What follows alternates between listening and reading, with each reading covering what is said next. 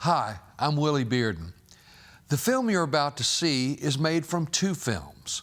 One produced in 1985 by WKNO and WMC, and the other produced from a series of interviews I conducted in 2013 and 14 with art historian and Carroll Cloar scholar Stanton Thomas. In the former, we see and hear Carroll Cloar talking about his work, his memories, and his childhood. And in the latter, we consider that work some 20 years after his death. Thomas had recently curated the very popular Chlor retrospective at the Memphis Brooks Museum of Art and wrote the catalog accompanying the exhibition. Although technology changed dramatically in the more than 30 years between these two productions, there remains a sense of timelessness and significance in these works of art that bear telling and retelling as time moves on. I hope you'll enjoy this journey into the life and art of Carroll Cloar. When I was a child, just behind our house was a pasture with a good many acres of trees, and it was a friendly place. We had chickens growing back there and hogs and cows. But about a quarter of a mile away was another wooded area that was mysterious and a little frightening.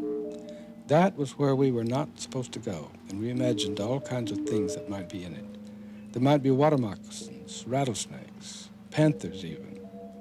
Charlie Mae said she had been there and there were panthers there, but she said they friendly.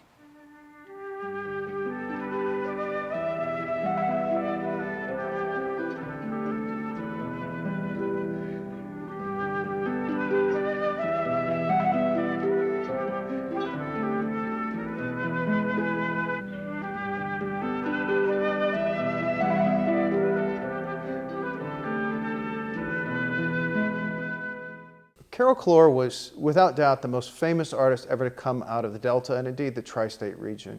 He was a remarkable individual in that he came from a very small town in the middle of nowhere, kind of in the Arkansas Delta, north of Earle. It was actually a place called Chlor. The family farm was so large it actually had a post office and a store and a mill.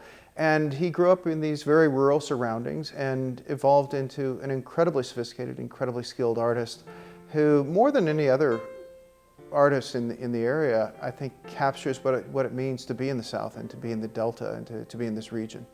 Much of Carroll Cloar's work was informed by his childhood, and I think some of the most memorable images actually belong to that part of his work, but he actually did make some other forays. He spent quite a bit of time in Europe, painted some things there, also spent lots of time in Mexico and South America, and you find images inspired by those as well. But more than anything else, Carroll Cloar's famous for his images of the Mid-South and the Delta particularly.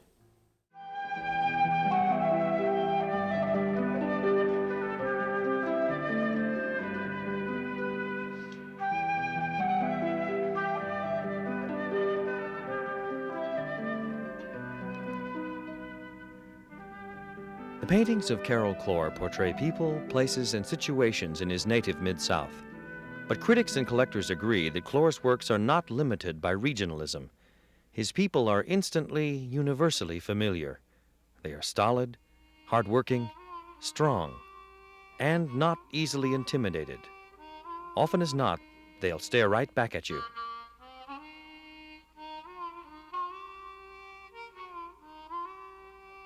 In 1952, Edith Halpert, New York art dealer and collector who represented such artists as Yasuo Kuniyoshi and Ben Shahn, announced the discovery of 9 young American artists who would become her protégés. Among the 9 was Carroll Cloar of Earle, Arkansas. This was not the first national recognition of the Mid-South artist, nor his first appearance in life. In 1948, the magazine had printed a spread featuring lithographs by Cloar. These are my mother's parents, Carroll and Rhoda David, who were pioneers in eastern Arkansas. As a child, I was much bedeviled by religious ideas and fears of the devil and fears of punishment. In this lithograph, called Group of Myselves, Cloar portrayed himself in 6 stages of growth, from childhood to young manhood. I was born 3 miles north of Earle, Arkansas, on a plantation, and grew up in a time when we had rural community life. We had country schools, country churches, country social affairs. First time I came into contact with Carroll Cloar was when I came to Memphis for my job interview at the Brooks. The day before the interview, my wife and I decided we would go through the Brooks and make sure that we really knew the collection, and that would give me a chance to really argue persuasively why they should hire me. And I remember we were walking through the galleries and we saw Where the Southern Cross the Yellow Dog, the iconic work by Carroll Cloar. And I remember looking at it, and my wife looked at it, and I said, I have never heard of this woman. And she looked at it more closely and she said, oh, 2 R's and 2 L's, that must be a gentleman. And I said, I've never heard of him either. And we were both really surprised by what an extraordinarily powerful painter he was. And also we were really surprised that the painting was so late. It's 1965, and it's kind of a regionalist painting, although of course much more complicated than that. And we both thought, how unusual that you have this great Southern regionalist painter who's tremendously talented and has made this haunting image, and we know nothing about him at all. And that was almost 10 years ago, and that kind of set off for me the quest to learn more about Carroll Cloar and ultimately to do the exhibition and to write the catalog. One of the remarkable things about Carroll Cloar is that when you look at his work, and there's about 900 paintings which are documented, you can find in many instances buildings or vistas or monuments in the Delta which are directly associated with those. And this is really wonderful because you can actually go to those places. You can walk the same paths that Chlor walked. You can go into buildings that Chlor knew. And most of all, you can come into contact with these things that he painted. And it's a wonderful way of experiencing Carroll Cloar, that is going out in the Delta, going to Earle, which is where the train ran. That's where he would have gotten on the depot. And from there, you can kind of wander up a little north of the depot to the old Earle High School, which is still standing, as is the depot itself. And then from there, you take Highway 149, old Highway 149, which runs up further into the Delta to the north. And it kind of follows the track of Tyronza River. And when you meander along there on foot, probably not, but in a car, certainly on a bicycle, you come into contact with all the places that he knew and loved and which figure so prominently into his work. And again, it's a really remarkable opportunity for someone to kind of rediscover these things and see them afresh, but also understand how important they were to Carroll Cloar.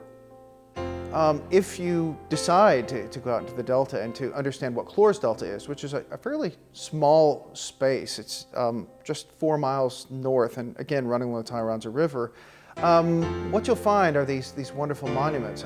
One of the most important sites that you'll happen upon is the Angel in the Field, this just glorious image, a marble angel which stands alone kind of in a briar patch on a low mound. And this is something that he would have known as a child. The family farm was not far away. It's also something that he passed every day when he was a young adult going to high school in Earle. And it's something that for him had great resonance. It was greatly symbolic for Carroll Cloar.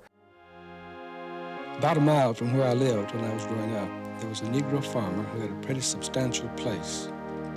He had a store, a gin, and when he died, in the manner of white farm owners, he began a family cemetery on the place. He had made arrangements for himself to be buried on a little mound in the middle of the field, and a large white angel monument was erected there. As time passed, the land was sold and the heirs moved away, and all these years, the angel has stood there alone in the field. I've been to that site many times. The first time I went, I really doubted whether the intensity of color and the strangeness that Carroll Cloar captured in his painting, The Angel in the Thorn Patch from 1955, could be real. And as I was driving along, it was in February, it was a very cold day, it was kind of drizzly, the fields were all bare. I got there fairly late in the day, the sun was already beginning to set and it was still cloudy.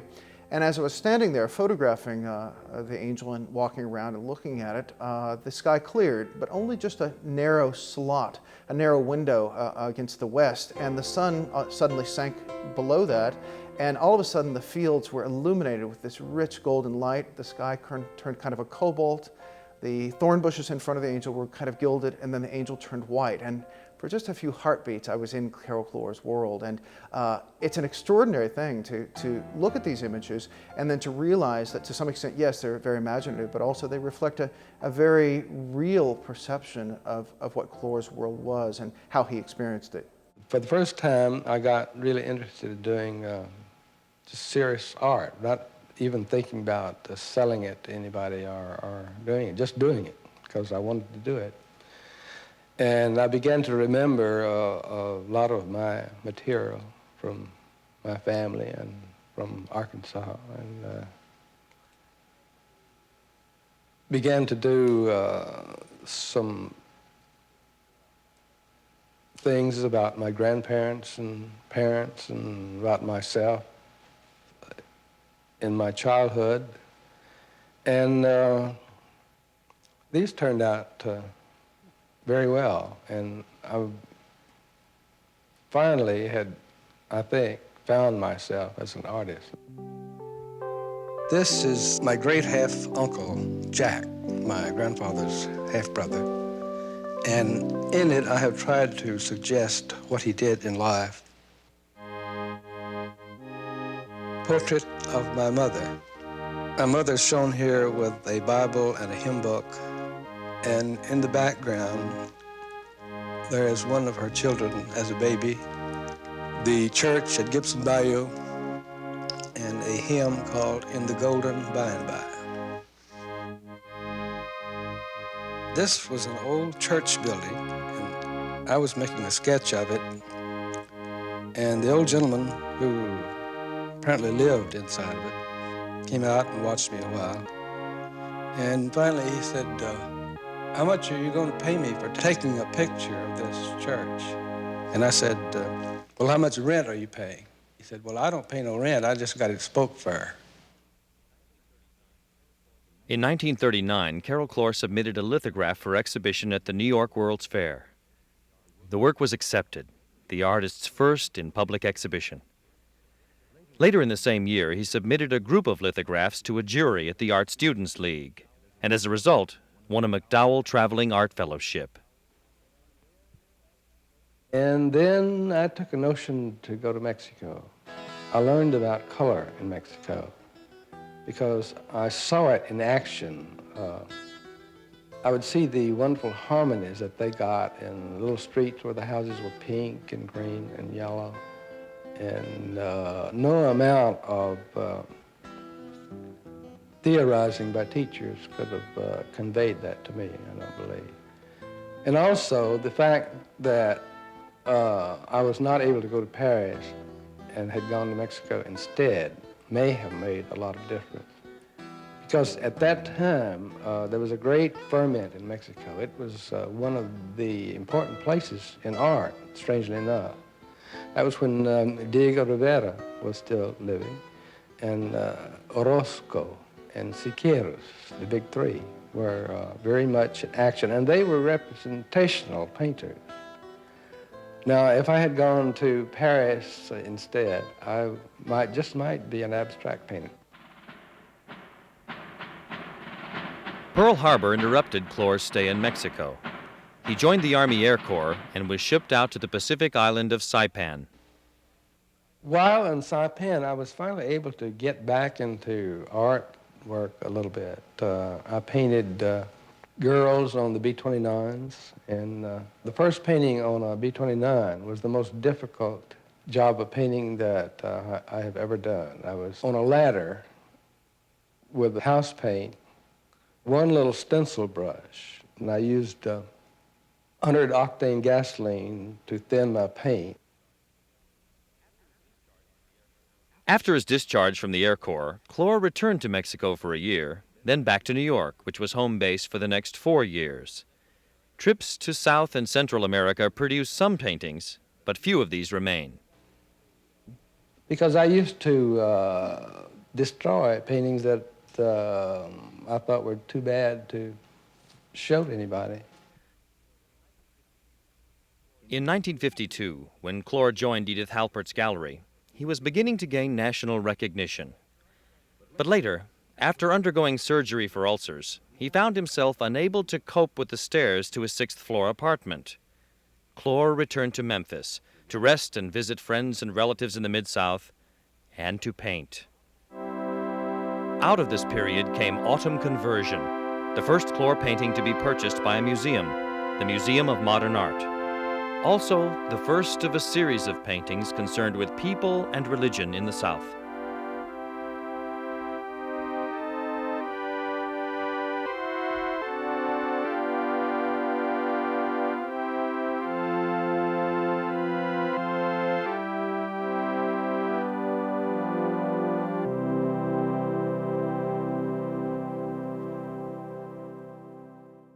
One of the things that always surprises me when driving through the Delta and looking at Carroll Cloar's work with that drive in mind is how he's able to adapt the physical characteristics of the Delta into something which is much more profound. And one of my favorite paintings for seeing this and understanding this is his Alien Child of 1955. It was one of Carroll Cloar's favorite works. Years later, when asked what his most successful works were, Alien Child was listed among those. And it's this wonderful image of Carroll Cloar separated from the rest of his family by a chasm which is opened up in a field. And on the other side of that chasm, there are the rest of his family, his mother, his father, one of the little sisters who passed away very young, and then his three older brothers and his sister. And it's a painting about his sense of alienation, his sense of differentness as a child. He was much younger than his older siblings. A sister had died on either side of him very young. His mother was very worried about his health. She was always just trying to save his soul in addition to his body. And he again felt very, very lost, very alienated, and sometimes fantasized that he was adopted or maybe a foundling child. So it's a very compelling image, and I think it's one we can all relate to. But it's a very complicated image at the same time. When you start to pull it apart, you see not just that Delta scene, but you also realize that Carroll Cloar had borrowed heavily from the family photograph albums. And what he's basically done is excerpted really moving images of his older siblings, his parents, from classic photographs that were preserved in his family's archives, particularly in his sister's photograph album. But in addition to that, he's done some really compelling things with local Delta scenery. One of the things that I find fascinating is to look at the surface of the painting, the barren ground upon which everyone is standing. And it's very easy to forget in our more modern era where the levee very rarely breaks and there's really never flooding that far inland, how dangerous the river was. And Chlor actually experienced the flood of 1927 where the water came up through the floorboards of the family home, which was on relatively high ground, but adjacent to the Gibson Bayou. And when the waters cleared, the remaining fields must have looked very much like this, just dry, barren, kind of almost driven barren by the waters themselves, by the force of the water. And at the same time, I'm always struck by that chasm which is opened up, which the more you look at it, looks like something that's eroded, again, due to the force of the river. It is at once an image which is based very clearly upon realism, but at the same time, I think it speaks very much to his incredible sense of imagination and his incredible vision at looking back at his own life and evolving something which is really timeless and profound. It's really fascinating to look at Alien Child, the painting, compared to one of the photographs upon which it is based. And the most compelling of these photographs is that showing Rhoda Chlor, his eldest sister. And I love the comparison because, well, very clearly you can see how he's kind of excerpted Rhoda out of the original photograph. But I also love it because it kind of informs where Carroll Cloar is going artistically by looking at these early photographs. You notice that everyone is frontally portrayed as if they're posing for a camera, which in fact they were. But he also has observed the enormous horizon, which is so typical of the Arkansas Delta. And I remember the first time I drove through the Delta and actually physically got out of my car, which I don't always do, but when I got out into one of those Delta fields, all of a sudden I was amazed by the vista and the enormousness of the sky. And Chlor understood that, and that's why you see it so often in his works, and I think it also reflects the photograph you see here. The other thing that I find fascinating about this photograph is it shows Rhoda very nicely dressed. Again, the Chlor family was quite well off, but in the background there's a pile of drying lumber. Now we tend to think of the Delta and the geography of the Delta today as this flat, empty expanse. There's very little there. You know, some drainage ditches, a couple rivers, some cypress trees, but not much else. The delta was actually in the process of being cleared when Chlor was a child. His father made money from cotton, certainly, but also from logging. And a lot of Carroll Cloar's paintings are tied up with the lumber business, which was something very much associated with the Chlor family. For all that Carroll Cloar wasn't particularly interested in the Mississippi River as subject matter, he was nonetheless fascinated by the levee. And of course, the levee had very important implications. It really protected the fields, it protected the family, protected your way of life, indeed it protected your life. So quite often you find Carroll Cloar driving through the Delta and finding really spectacular vistas which show the immensity of the levee itself, and also a lot of times he finds images such as this one from 1960 or so, which shows a fairly empty image of the levee as it goes along a bend in the Mississippi River. And it's really sweeping and has this wonderful sky and these wonderful spaces, but as you'll see, it's quite empty. What's fascinating about Carroll Cloar is he often found these images. He had an incredible eye for framing a scene, and he would take a little study photograph, in this case a Kodachrome slide, and then he would later rework that in the studio. And in the case of this image, he reworked it into a couple of extraordinary paintings. Probably the most famous of these is the Black Levee from 1959. In this case, he's taken the same image that he took of the levee, this broad open expanse, and has made it into something which is much more powerful. You'll notice, for instance, the sky is kind of splattered with all sorts of different colors, and this is certainly his homage to Jackson Pollock. He knew and loved the work of Jackson Pollock. Over that, however, he's painted very thinly this wonderful blue sky, the grass you see below, and then also these kind of icy patches. And it's a kind of stark winter scene. And most fascinatingly, we have these three children, these three black children who are on the levee. And to my mind, it's fascinating to look at that and to imagine, this was painted in 1959, Carroll Cloar was kind of in the midst of the civil rights movement. It was evolving here in Memphis. And these three children are not poor sharecroppers. They're not the children of people who were particularly hard up, but instead they're independent, they're very individual children, and it's almost as if they're looking over the river with defiance. So he's used this magnificent vista of the Delta to suggest something much grander than that, that they're finally breaking free, they're looking in new directions. And one of the things I find so compelling about Carroll Cloar and his approach to the Delta is how he uses it as a magnificent stage to enact these plays, which are on the one hand very personal, but on the other which very clearly reference much larger, much more important events in American history. And again, to my mind, this is a wonderful example of how Chlor is able to approach very sensitively the civil rights movement and show his support and his vision in that regard as well. On the one hand, the levee can be something very grand and in some cases political for Carroll Cloar, but it could also be something which was extremely personal. And one of the most surprising slides that was taken by Carroll Cloar that I discovered while going through the archives at the University of Memphis was a very simple slide, which you see here, which is an unidentified section of the levee showing a house, obviously taken in autumn. And I was very surprised to see it because it was something I recognized from a painting called Lovers in a Dry Month.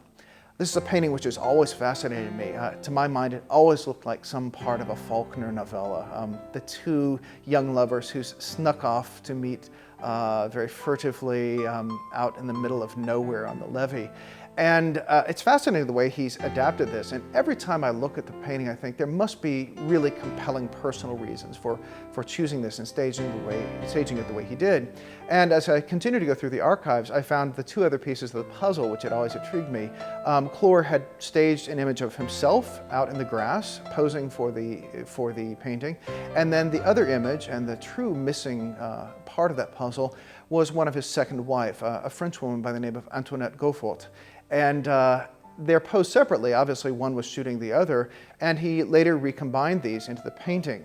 He also played up the rather strange cleft, the kind of womb-like dark cleft which appears in the levee and puts the two lovers kind of emerging out of that. And so I can't help but think the levee meant not just the literal protection, but also I think it must have symbolized in some way that relationship itself, that it was so intense it eventually burned out, and that the levee somehow or another is an icon for some protection, support, some kind of wall against the passions that the two of them felt. So this is a very typical image, to my mind, for Chlor, where on the one hand it represents something physical, something we can all relate to, this beautiful image of these two people meeting behind a barbed wire fence on the levee, and yet at the same time it suggests something which is deeply personal as well, something that communicates his own relationship with a woman who impacted his life so deeply. Another one of the surprising images that was in the archives, Carroll Cloar's archives, which his widow Pat Chlor Milstead very graciously gave to the University of Memphis, was this slide of Antoinette Beaufort, again, just standing on the side of the road, kind of looking off in the distance. And when I discovered this slide, I was so pleased because I recognized her immediately, and I think it maybe says a lot about their relationship. Instead of looking at him, she was looking further down the road to maybe see what was on the horizon.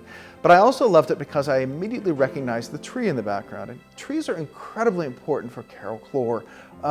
They are used symbolically throughout his work. And in this case, I recognized the tree as something from one of his paintings, a very small painting. Cloar generally didn't paint small works. He didn't think it was worth his time. There's a very beautiful image called the Lone Cypress, and it shows this tree standing lone, as it would be, in kind of a swampy area. And what Chlor has done was he's adapted the tree, and it's immediately recognizable. He's also excerpted his wife at that time, and instead has inserted into the kind of swampy area this very beautiful bluish pool, and then an image of a man who's fishing. And on the one hand, it's a very simple image. It's one we'd all recognize from driving across the Delta. But on the other hand, it's such a profound image, the fact that the tree is autumnal, all the leaves have fallen, perhaps it's even winter. And it suggests indeed the passage of seasons, that maybe the man in the boat is not thinking just about fishing, but he's also contemplating the fact that time is passing and winter is coming. And again, it's an immediately recognizable image, but there's a profundity about it. There's a melancholy about it, which is so richly and so typically Carroll Cloar. One of the most remarkable things about driving across the Delta in winter are seeing possum haw trees or red haw trees. It's actually a type of American holly. It's unusual because it has bright red berries like a normal holly tree, but all the leaves fall off. It's actually Ilex decidua, which means literally its leaves fall off. What happens when you see these from a distance in hedgerows is you get this amazing burst of color, these bright red berries in an otherwise kind of colorless landscape.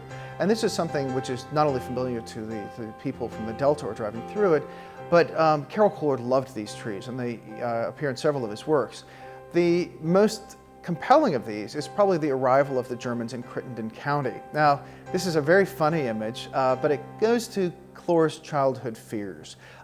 He grew up as a very young child during World War I, and he knew all sorts of stories about people going off to the war. Some of them came back, some of them didn't. And he also listened to war stories at night with his parents on the radio. And one of the things they heard over and over was, if the front falls, if the Germans progress, eventually, sooner or later, they'll be here. And for a child of 5 or 6 or 7, you can imagine how this terrified him, this idea of the Germans floating up the Mississippi, disembarking, of course, as they would in some place like Marion, and immediately going to the most important strategic site in the Delta, which would be Chlor, Arkansas. And Chlor was so concerned about this that he actually had a very large rock that he put outside the house, and he knew when the Germans arrived, he would have that rock ready so he could strike the first blow. And he beautifully captures this in the painting, which shows these goose-stepping Germans walking across the Delta, the barren Delta. And to their right, you can see there's a wonderful red haw tree or possum haw tree. It also suggests to me, looking at this painting, that Carroll Cloar had a great sense of humor, which I know he did. And the more I look at it, the more I realize that yes, they're these kind of fearsome German soldiers, but at the same time, they all have Groucho Marx mustaches. And Carroll Cloar loved to go to the movies. He loved things like the Groucho Marx brothers and understood that. And I think this is an image which not only bespeaks his childhood fears, again, of the Germans marching across that Delta, but also his ability to really magically mix humor into his subject matter as well. Anyone who's ever been in the Delta and walked around a little bit knows that Delta rivers are not necessarily places you would want to spend a lot of time swimming, particularly because they tend to be very ripe, very fecund, but a little bit slow, sluggish, and quite often a little bit dirty. But Carroll Cloar depicted them beautifully. I think there's no more beautiful depiction of the Tyronza River, which was a little river that flowed close to Chlor's childhood home, than Charlie May practicing for the baptizing. Again, anybody who's ever been near that river, which is, again, rather dirty, filled with snakes and all sorts of other creatures, can't probably imagine being baptized in it. But in the case of Charlie May practicing for the baptizing, Chlor took the strange color of the water, that kind of greenish brown, which is very much true to life, and uses it as this incredible kind of translucent, light-filled substance in which Charlie May has immersed herself. He's also taken the banks of the Tyronza River, and instead of having the water fairly far down deep in the bank, he's raised it up high and made the banks themselves into this extraordinary paradise garden. It's filled with pickerel weeds and arrowroot, and it's in this environment, this transformed Eden-like space, that Charlie May is in the process of actually baptizing herself. It's hard for me when driving across the Delta and walking along the Tyronza, which I did many times as part of the research for this project, to imagine the baptism in that space. But when you see Chlor's painting, it makes clear how he's so successful at blending his imagination with reality. And that's probably also the case with what you see with Charlie May herself. On the one hand, this is something he based upon a newspaper photograph of a young woman being baptized near Little Rock. But if you look closely at Charlie May's face, it has a rather mask-like quality. My wife actually has a PhD in African art, and she looked at this and she said, you know, I think that what happened was Carroll Cloar was studying in New York in the 1930s and 40s, which we know he was, and he probably saw an exhibition of African art and understood how important the symbolism of African art is to African Americans, and he's kind of merged her features with that of an African mask. And as a result, you have this, again, kind of still, quiet, mask-like face.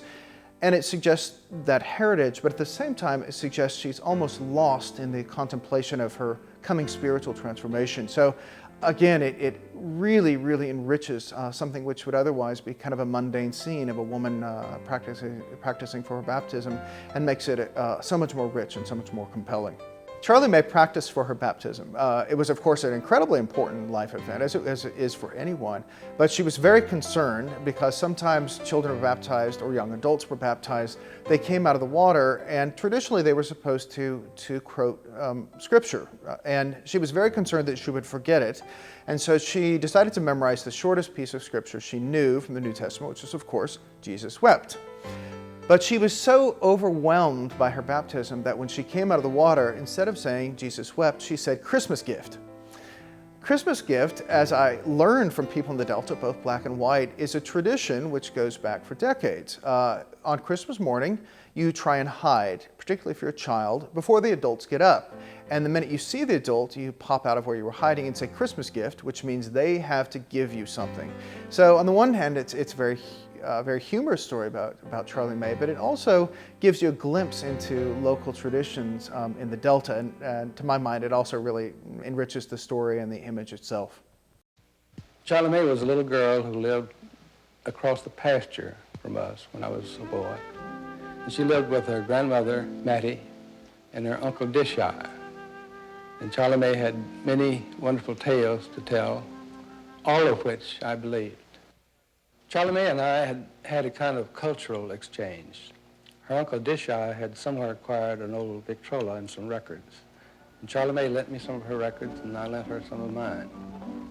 I lent her The Old Rugged Cross, Melody in F, In the Baggage Coach Ahead, The Wreck of the Titanic, and I'm Forever Blowing Bubbles.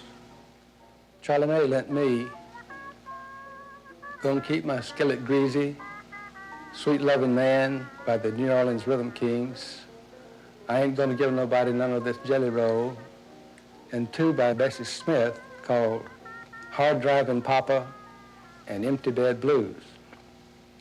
But Charlie May said every time she played The Wreck of the Titanic, little Eddie would run off. She said little Eddie just couldn't stand The Wreck of the Titanic. Driving through the Delta, one of the things you always notice are cemeteries, and that's usually because the land's so flat your eyes are searching for something, and quite often you'll find beautiful cemeteries in rather unexpected places. But one of the ones that was most important to Carroll Cloar was the Gibson Bayou Cemetery. It was just about half a mile from the family farm, and there's a church associated with it, which still stands today. And Carroll Cloar's mother would attend church sometimes in the morning at the Lewis School and Church, and then in the afternoon at the Gibson Bayou Church. And Chlor confessed this was rather too much church for him, even as a child. The church was very important to him also because this is where the revivals were held. And again, the family farm was about half a mile away from Gibson Bayou Church, but the preachers could become so impassioned that you could actually hear them preaching half a mile away. One of Carroll Cloar's most visionary works, one of his great masterpieces from his early career, is associated with this site, and that's of course the Gibson Bayou Anthology. As a young adult, Carroll Cloar was fascinated by literature, particularly Southern literature, but occasionally there were Northern writers that really caught his attention. And one of the works that just fascinated him was the Spoon River Anthology, about this small town, the fictional town in Illinois. And this was, of course, Edgar Lee Masters' 1915 masterwork, which told the story of Spoon River, a small, rather genteel little town. And what fascinated Carroll Cloar, and indeed anyone who reads it, and it's worth the read, is that Edgar Lee Masters ripped away the facade of the gentility, of the innocence of small town life, by allowing everyone buried in the Spoon River cemetery to stand up and tell us about their lives. And instead of good, honest people, you find philanderers, you find drunkards, you find arsonists. There's a few moral people in there, but by and large, it's this hodgepodge of really seedy, unsavory characters and a lot of dirty secrets. And Carroll Cloar loved this. When he really became a fine artist, he returned to this theme in the Gibson Bayou Anthology. And instead of coming up with a fictional cemetery, he instead chose the one he knew the best. He heavily reworked it. He moves the tombstones around. He includes a tombstone for himself, and he's not even buried there. That's his signature down at the bottom of the painting. And then he took stories he knew about people in the cemetery and brought them to life. There's lots of great stories associated with it. One of my favorite stories from Gibson Bayou Anthology is that concerning Edna Funkhauser. This is a woman he probably knew personally because she was a friend of his mother's. And Ida Funkhauser was fascinating because although she was a lovely person and everyone enjoyed being around her and she had a great sense of humor, she was not the most physically attractive. And she always maintained that when she was reunited with Christ in the afterlife, she would become not just spiritually beautiful, but physically beautiful as well. And my little joke is that Carroll Cloar obviously captured her before she was reunited with Christ because this is very clearly not a very attractive woman. One of the great stories associated with the Gibson Bayou Anthology is that of Cabe Smith. Cabe Smith must have fascinated Carroll Cloar as a child. He was a young man who was enamored with a young woman at a neighboring farm, who also had another boyfriend. And the two men, Cabe Smith and the other lover of that young woman, got in an argument one day, and the other man pulled out a gun and shot Cabe Smith in the head. And he was buried in the Gibson Bayou Cemetery. And Carroll Cloar, as a child, noticed that the monument for Cabe Smith has a star on it, and he always thought in his mind that that was associated with a violent death by gunfire. Carroll Cloar probably didn't know him, but he loved the story of it so much that he brought it to life in the Gibson Bayou Anthology. Probably the most important story associated with Gibson Bayou Anthology and Carroll Cloar is that associated with Oda Hayes. And she's the young woman in the background standing by herself, looking rather gaunt. She's important to Carroll Cloar because he actually contracted cholera from her. He survived, as she didn't. You can imagine how that would mark someone for life, knowing that a person in the cemetery near to where you lived was in the ground while you were walking over the cemetery itself. And Chlor did walk through the cemetery quite often. He hunted in that area. He searched for dewberries there during the summer, so it was a place he knew and loved. And indeed, when he passed away, his ashes were scattered in that area, on the Chlor farm to the north and then drifting on downward. Christmas, the Tri-State Fair, and our annual trip to Hot Springs were the high points of the year. I had been a sickly child, and my family were strong believers in the hot baths in Hot Springs, Arkansas. I was not such a believer. They were torture to me, but I enjoyed movies in the afternoon. I spent the whole afternoon going to movies. I became really infatuated with the cowboy movies, especially Tom Mix and Buck Jones and Hoot Gibson. My drawing, which I had already started to do, became drawings of cowboys, nothing but cowboys. Finally, when I reached a certain age, though, I drew a girl. And, of course, it was a cowgirl. But you could tell it was a girl because I had learned from the long underwear section of the Sears Roebuck catalog what girls looked like. The young dreamer of cowboy adventures was to become a painter of Arkansas stories, some true, some myth, or simply tales of fancy, all possessing a unique, bittersweet charm. This painting is called Children Pursued by Hostile Butterflies. The night they heard the heavenly music. The story goes that these people were walking to church one night, and suddenly they heard music, and it seemed to come from above. And then after a second or two, it was gone, and they never knew where it came from. When I was a boy, I was very shy, but a secret romantic. I was always in love with some little girl, but none of them ever knew. All the little girls had brown eyes. The Rose Eater. A year or two ago, I had a call from a man named Charlie Hayes. Asked me if I remembered him, and I said, yes, I did. And that I had done a painting based on the fact that his brother George used to eat roses. I asked him if he remembered that his brother George used to eat roses, and he said, oh yes, I've eaten a few myself. As a child, Carroll Cloar had a rather difficult relationship with his father. He often described his father as someone very distant and inapproachable. In one of his letters he was writing to one of his dealers, he even referred to his father as someone who could crack the globe of a lamp from across the room by his cursing. And so again, I think you get the idea that he was a pretty hard-bitten character, although Chlor described him as someone who really had a heart of gold. Despite that, he had, I think, a difficult, distant relationship with his father.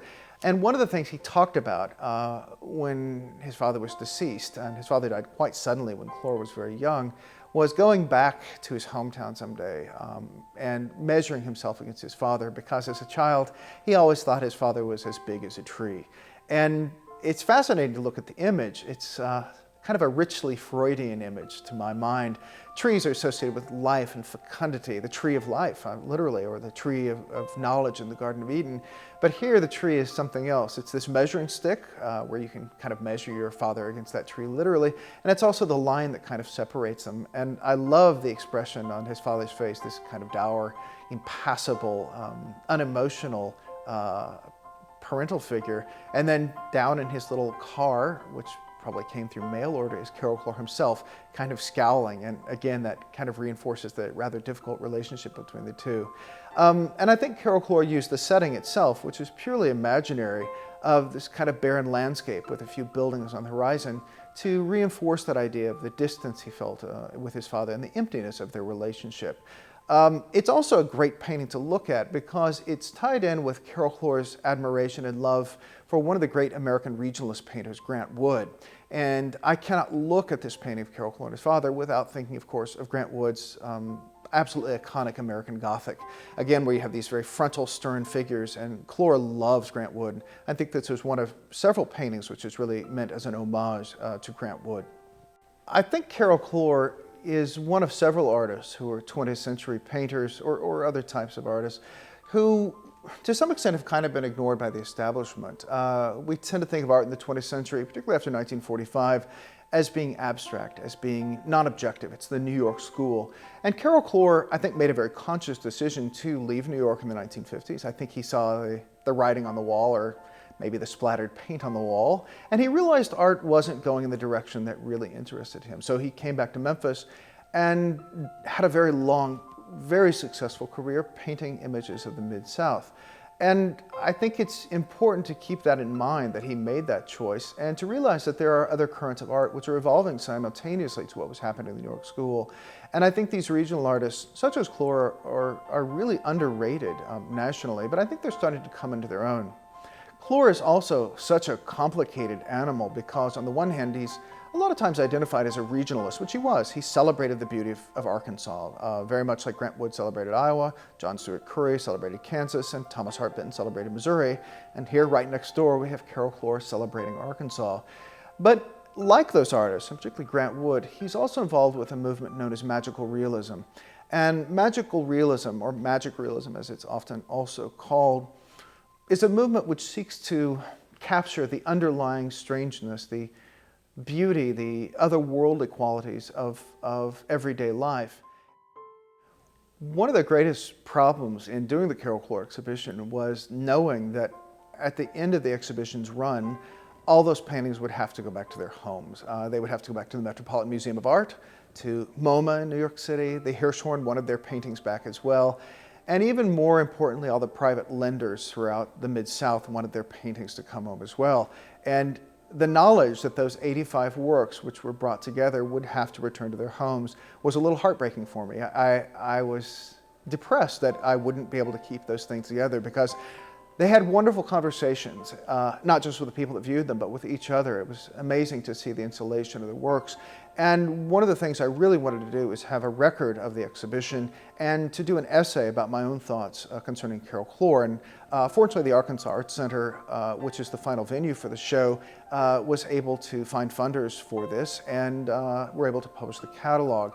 And it was a wonderful experience for me. It was such great intellectual freedom and artistic freedom in my way as an art historian and as a scholar to look at these paintings very broadly from the earliest time in Carroll Cloar's career up towards the end of his life, and to think about them, do research, to write catalog entries, and then to write an overarching essay which deals with Carroll Cloar's life and what a complicated artist he was, how he was able to draw from surrealism, from magic realism, from regionalism, from all sorts of different backgrounds, even abstraction with people like Jackson Pollock, and bring this together in a publication, which is a wonderful document because, if nothing else, all of those glorious paintings are reproduced in color in really, really fine detail, along with extraordinary archival material from the University of Memphis. So again, it was a great experience for me to look more critically and carefully at Carroll Cloar's work and to create a lasting document out of it. One of the things that I think Carroll Cloar has done for me and has really changed me is my renewed interest in rural life and rural landscape and painters. And for years I've known that the little towns near where I grew up have been sinking into the earth. Literally, they're just disappearing. And it's made me even more aware of looking carefully at the past and how sometimes it's irretrievably lost. But even if it's lost, there's still a great poignancy in it, and it's still a great value in looking at it and experiencing it. And it makes going to Earle or going to Chlor an even richer experience, but also going to my own hometown, to going other small towns in the United States, a much more compelling experience for me.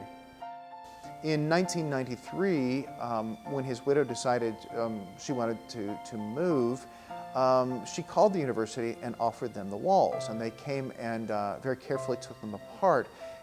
Studio walls generally are not particularly interesting, but Chlor's were fascinating. He had covered them with every imaginable kind of paper material, old wallpaper, pieces of almanacs, bits of calendar, posters, newspaper clippings, magazine clippings, book covers, you name it, this extraordinary range of materials. And it's fascinating to look at because you kind of get an idea of Chlor's thought process about how certain things fascinated him, certain images really weighed upon his mind. And I think he used it almost as a bulletin board where he could put things up, ponder them, and then later take them down and work them into his paintings. It's also wonderful because a lot of the major characters in Chlor's intellectual life are represented there. For instance, the obituary of Thomas Wolfe is clipped out and very prominently displayed. And Thomas Wolfe, of course, was one of the great Southern writers and someone who deeply influenced Carroll Cloar, both as a writer, but even more profoundly as an artist. So it's amazing to be able to look at those today, and indeed to look at the entire range of extraordinary materials which are preserved thanks to the generosity of Patricia Chlor over at the University of Memphis. People often ask me, what kind of painter are you? And I've never liked to categorize myself. Thomas Hess, who was editor of one of the art magazines, once described my style as cinema-iconographic. And I haven't really quite figured that out yet. Another writer said that I didn't use photographs in the same way as the photorealists, but that I might be considered one of the forerunners of photorealism. My feeling about that is if I were really one of the forefathers of photorealism, I would feel a little bit like that botanist who inadvertently brought the Dutch elm disease to America. I am a realist. I would call myself, I suppose, a modern realist. I'm, in fact, close to a photorealist, but I don't choose the kind of inane subject matter that most of the photorealists seem to prefer. Those people who look at contemporary art, they will become aware that there's a great deal of photography being used at the moment. Abram Lerner, former director of the Hirshhorn Museum and Sculpture Garden, Smithsonian Institution, Washington. This is part of a return to figurative art, or a return to subject matter in art, really. In Chlor's case, he uses photographs the way photographs have traditionally been used, the way they were used by Thomas Eakins, the way they were used by Degas, by Delacroix, who immediately realized that a photograph has many advantages in that, for example, it can serve as a model almost would serve, and as a reminder of what reality is something like, because the photograph is obviously not the truth. It's something approaching the truth. It's no more the truth than a painting is the truth. He belongs with people like Guathmy and Ben Shahn and others who, during the 40s and 50s and 60s and to the very present, have worked along certain very ordered, very precise figurative lines. He paints his childhood, but instead of being a Southern childhood or an Arkansas childhood, it's everyone's childhood, really. We all suffer from the same problems. Well, to go back all the way to the beginning, we would go back to my notebook of ideas. I usually have, 20 or more ideas jotted down. And when I finish one painting, I go over them, and the one that excites me the most is the one that I do next.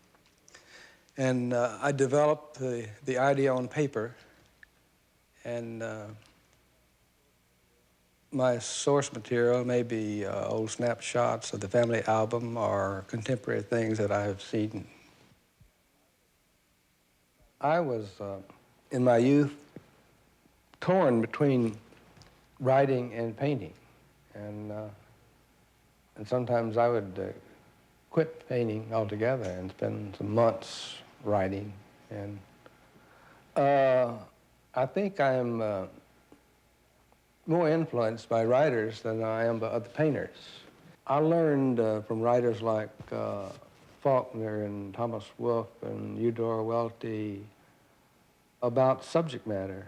And in my paintings, I always put the right kind of character.